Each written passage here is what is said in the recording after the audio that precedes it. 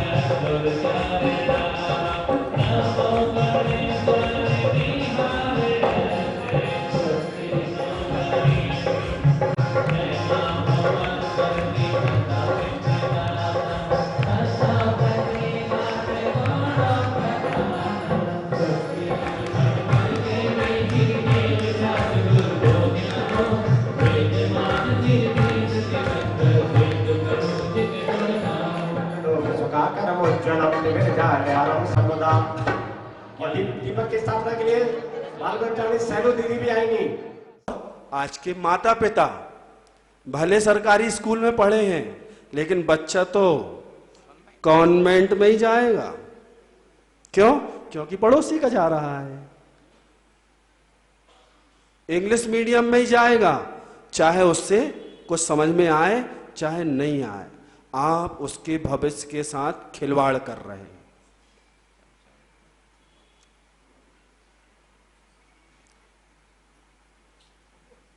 आपको अभी भी सावधान और जागृत होने की जरूरत है।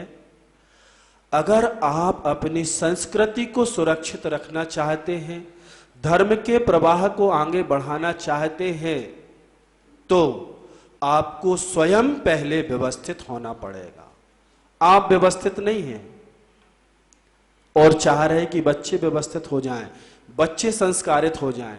मां चाहती है कि बेटा मोबाइल ना चलाए, बेटी मोबाइल ना चलाए, तो सबसे पहले मां मोबाइल का त्याग कर दे। जब से मोबाइल आया है, घरों में सामंजस्य समाप्त हो गया, सहयोग समाप्त हो गया, संवाद समाप्त हो गया। घर में रह के ऐसे रह रहे हैं जैसे चौक की जैन धर्मशाला में रह रहे हो। सही बोल रहा हूं ना? बेटा अपने मोबाइल में व्यस्त है, पिताजी अपने में व्यस्त है, मां अपने में व्यस्त है, चारों एक हाल में एक सोफे में बैठे हैं, उसके बाद भी संवाद की स्थिति नहीं है। आपको आपकी हकीकत से परिचित कराने का पुरुषार्थ कर रहा हूं, इसलिए कर रहा हूं कि सुधार की अभी भी गुंजाइश है। तो सबसे पहले यदि मां त्याग कर देगी ना एंड्रॉइड मोबाइल का, बच्चे अपने आप नहीं मांगेंगे। बच्चे की गलती नहीं है, माता पिता की पहले गलती है।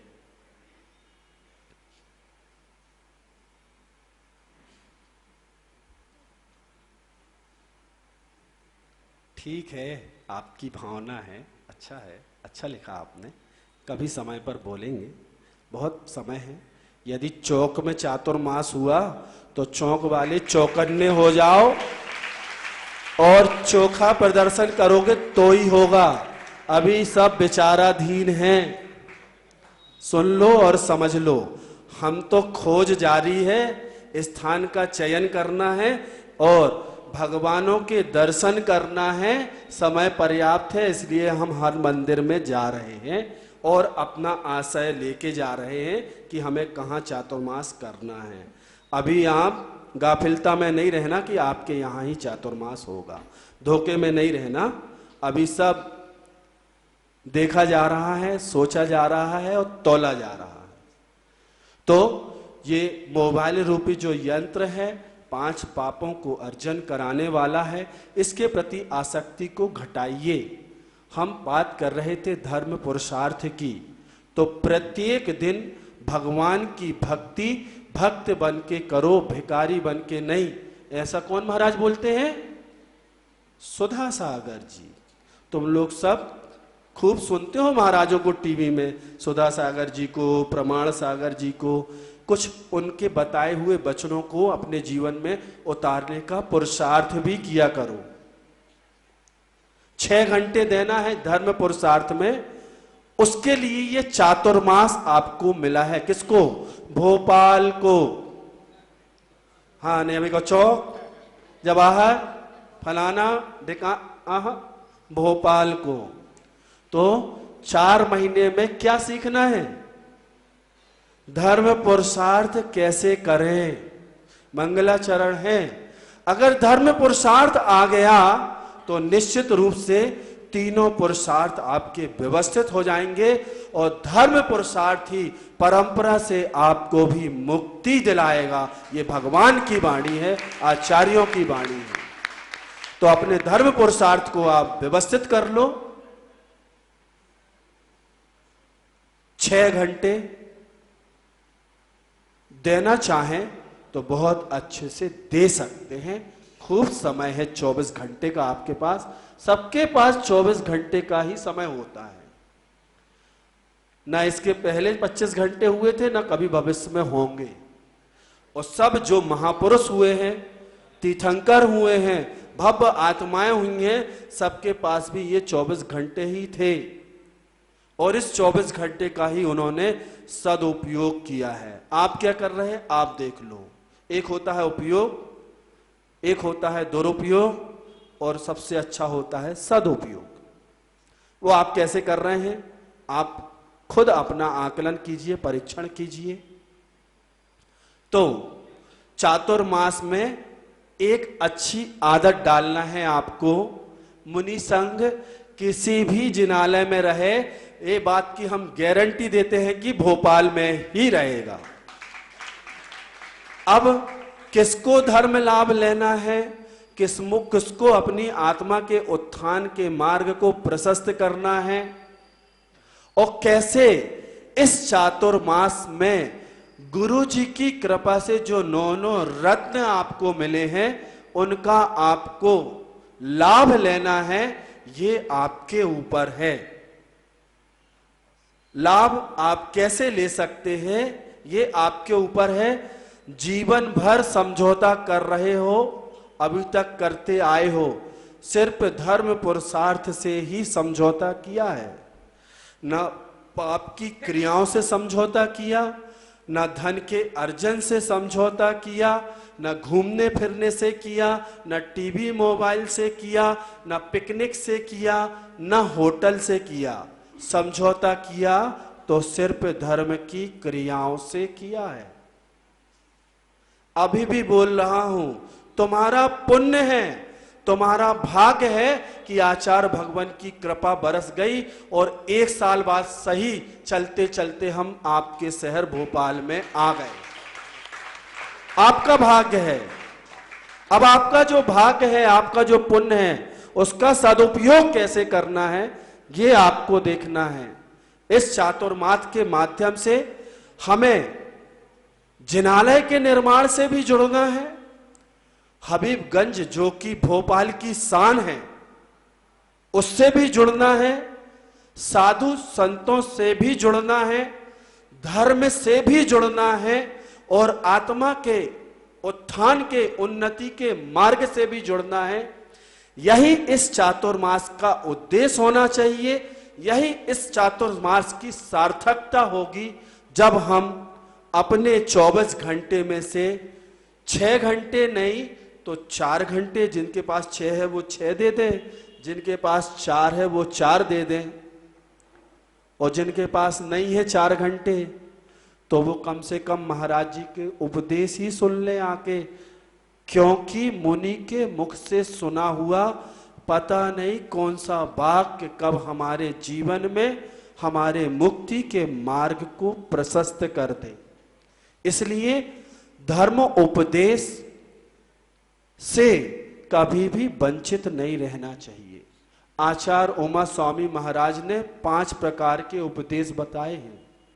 उसमें एक धर्म उपदेश नाम का भी स्वाध्याय है जो अभी आप कर रहे हैं। ये भी स्वाध्याय की श्रेणी में आएगा। समय की अपनी बाध्यता है, मुझे कहना तो कुछ और था, लेकिन आपके पुण्य से, आपके भाग्य से जो निकला सो हमने आपको सुना दिया। हमें आगे भी बड़े महाराज को सुनना है। पुनः मौका मिलेगा तो आपको जो 6 आवश्यक हैं उनसे परिचित कराने का पुरुषार्थ करूंगा। चूंकि आपने नाम तो सुन ही लिए हैं, देव पूजा प्रथम, द्वितीय गुरु की उपासना। पुण्य देखो आपका, घर बैठे गुरु मिल गए उपासना करने के लिए, नहीं तो परोक्ष रूप में तो करते ही हो आप। चातुर्मास में प्रत्यक्ष रूप से करो, गुरु जी की कृपा है। समय अपनी गति से बढ़ रहा है। हम बहुत छोटी सी बात से अपना वक्तव्य पूरा करेंगे। आज सुबह दर्शन करने के लिए एक बहुत छोटी सी बच्ची, कोई 3 साल या 3.5 साल की वह बच्ची होगी, अपनी मम्मी के साथ, माता के साथ दर्शन करने आई। तो उसकी जो बातें हैं वही हम आपको बता देते हैं, क्योंकि कुछ बातें बहुत प्रैक्टिकली होती हैं, वह बहुत बड़े बड़े वक्तव्य से ज़्यादा असरकारी हो सकती हैं। तो उसकी माँ ने कहा, अभी लॉकडाउन था, विद्यालय भी बंद थे, पाठशाला भी बंद थी, सब कुछ बंद था। तब वह बच्ची एक और वाक्य बोलती है आगे। वह कहती है, महाराज जी दिमाग भी बंद था।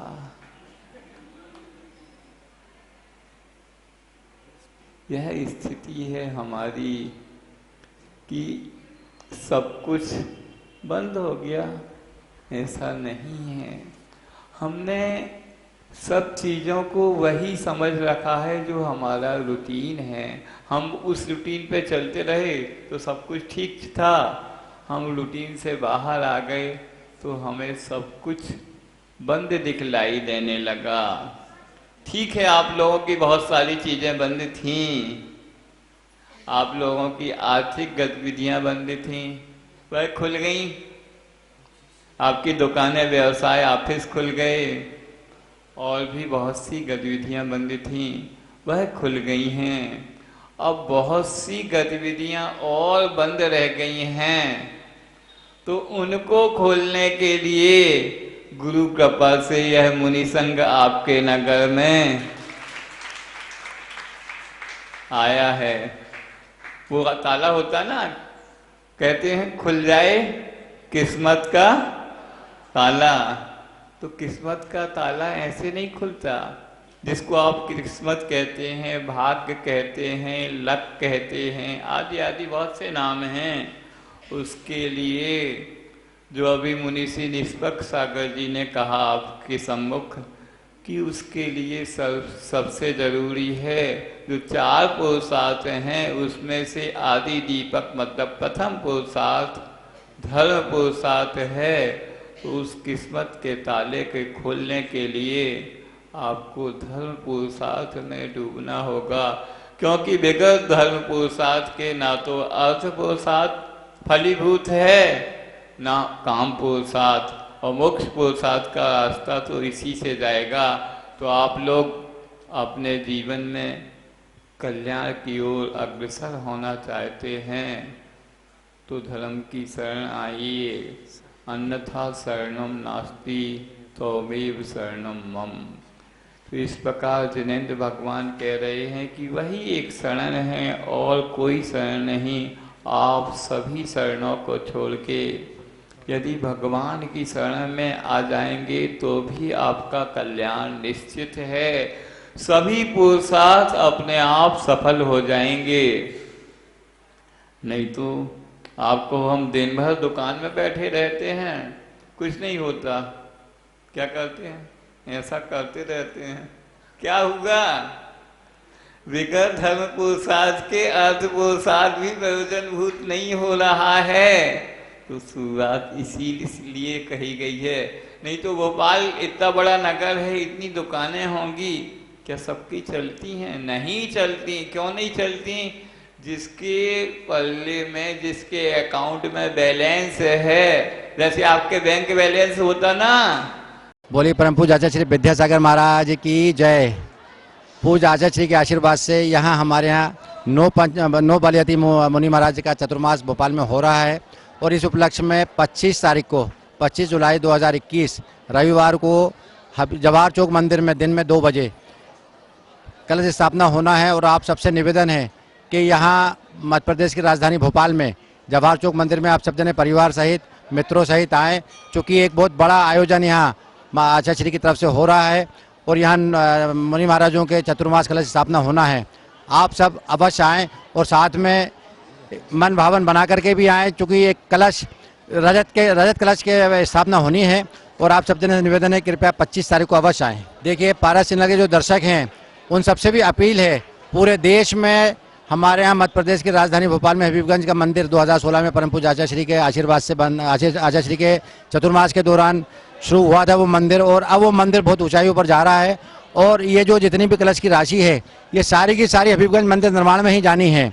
तो आप सबसे निवेदन है कि इस मंदिर से अवश्य जुड़ें, चूँकि आचार्य श्री की एक ऐसा सोचना है कि ये जो मंदिर हजारों वर्ष के लिए बन रहा है, पूरा पाषाण से बन रहा है, इसमें कंक्रीट का लोहे का कोई इस्तेमाल नहीं हुआ है और ये इतना विशाल मंदिर बन रहा है, 179 फीट की ऊंचाई तक जा रहा है और ये अनादिकाल तक जो है धन प्रवाहना करेगा। और साथ ही 25 तारीख को आप सबसे निवेदन है कि जवाहर चौक मंदिर अवश्य आएँ और कलश स्थापना आप लोग सब जने सहयोग करें। ठहरने की व्यवस्था और सारी भोजन की व्यवस्था सारी है और आप सब परिवार सहित अवश्य आएँ। ये जो पारस चैनल पे प्रोग्राम चल रहा है उसमें पट्टी जो चल रही है उसमें नीचे नंबर दिए गए हैं, वो नंबर पर आप संपर्क भी कर सकते हैं कलश बुकिंग के लिए भी, चूँकि मंदिर निर्माण में सारी राशि जानी है, चूँकि अनंत कई हजारों वर्षों तक के लिए मंदिर चलना है। आप सबसे निवेदन है कलश स्थापना के दिन जरूर आए। बस धन्यवाद जी। परम पूज्य मुनि श्री संभव सागर जी महाराज सत्संग का पावन वर्षा योग 2021 जवाहर चौक मंदिर भोपाल मध्य प्रदेश में कलश स्थापना 25 जुलाई। जल्द से जल्द दिए गए नंबरों पर अपना कलश बुक कराएं।